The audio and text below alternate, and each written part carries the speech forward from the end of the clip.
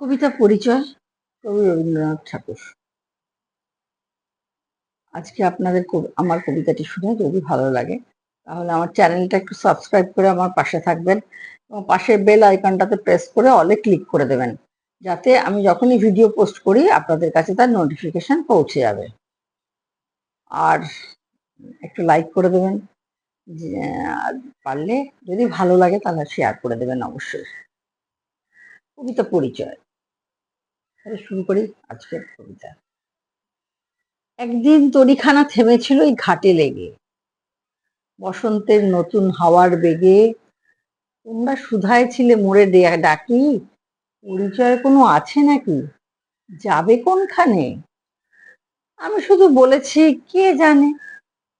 নদীতে লাগিল দোলা, বাঁধনে পড়িল টান, একা বসে গাহিলাম যৌবনের বেদনার গান। সেই গান শুনি কুসুমিত তরুতলে তরুণ তরুণী তুলিল অশোক, মোর হাতে দিয়ে তারা কহিল, এ আমাদেরই লোক, আর কিছু নয়। সে মোর প্রথম পরিচয়। তারপরে জোয়ারের বেলা সাঙ্গ হলো তরঙ্গের খেলা, কোকিলের ক্লান্ত গানে বিস্তৃত দিনের কথা অকস্মাৎ যেন মনে আনে।